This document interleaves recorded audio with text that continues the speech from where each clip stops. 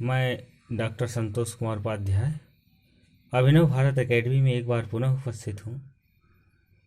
आज मैं अंतर्राष्ट्रीय संगठन के तीसरे युग का अध्ययन करने के लिए उपस्थित हुआ हूँ। तीसरा युग, जैसा कि मैं अपने पहले वीडियो में ही उल्लेख कर चुका हूँ, तीसरा युग है पुनर्जागरण काल का युग।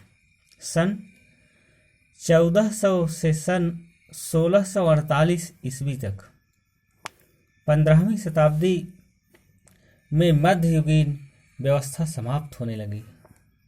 16वीं और 17वीं शताब्दियों में धर्म सुधार के आंदोलन, प्रोटेस्टेंट धर्म के उदय, पुनर्जागरण के और खोजों और अन्वेषणों के संदर्भ में अनेक ऐसे परिवर्तन हुए जिन्होंने अंतर्राष्ट्रीय संगठन के विकास में काफ़ी सहायता दी।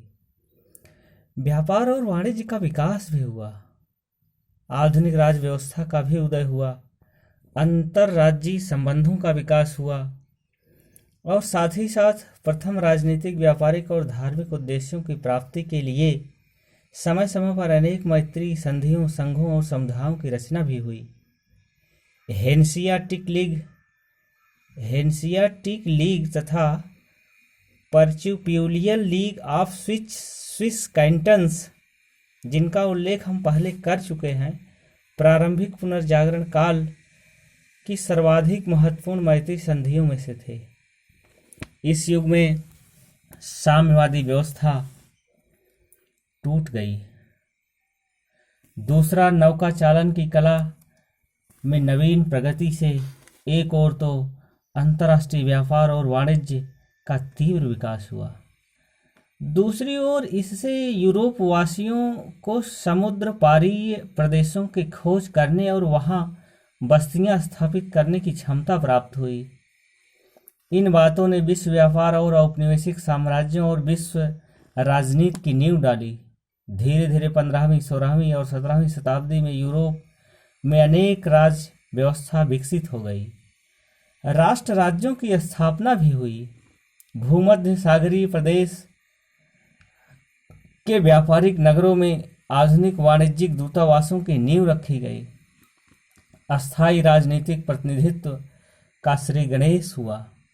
अंतर्राष्ट्रीय परस्पर क्रिया का तेजी से विकास होने लगा। अंतर्राष्ट्रीय राजनीति में सक्रियता आ गई तथा अंतर्राष्ट्रीय संगठन के अधिकांश विशिष्ट रूप जैसे राजनय, संधियां, अंतर्राष्ट्रीय विधि, सम्मेलन, प्रशासन और पंच निर्णय पहले की अपेक्षा अधिक दिखाई देने लगे। चौथा, सैद्धांतिक रूप से बहुत से प्रसिद्ध विद्वानों ने ऐसे विचार और सिद्धांत प्रस्तुत किए जो अंतर्राष्ट्रीय राजनीति और अंतर्राष्ट्रीय संगठन के विज्ञान के विकास में बहुत सहायक हुए। इसमें मैकियावेली, बोदा और ग्रोसियस प्रमुख थे। मैकियावेली ने उन व्यवहारों का विस्तृत विवरण प्रस्तुत किया जो 15वीं शताब्दी के उत्तरार्ध और 16वीं शताब्दी के पूर्वार्ध में उत्तरी इटली के नगरवासियों और अंतर्राज्यीय संबंधों में प्रचलित थे। क्योंकि ये दूतावास में नौकरी कर चुका था और इसे इस विदेश नीति के बारे में विस्तृत कार्य अनुभव था, इससे अंतर्राज्यीय संबंधों के अध्ययन की एक नवीन यथार्थता, न्यू रियलिज्म प्राप्त हुई। 16वीं शताब्दी में बोधा ने प्रभुसत्ता का सिद्धांत प्रस्तुत किया जिसे राष्ट्र राज्य का एक मूलभूत लक्षण माना जाता है। 17वीं शताब्दी के पूर्वार्ध में ग्रोसियस ने एक मत प्रतिपादित किया था कि ऐसे नियम जो युद्ध के संबंध में और युद्ध के मध्य दोनों स्थितियों में राज्यों के समाज में लागू होते हैं, अंतर्राष्ट्रीय विधि के विकास की नींव रख दी।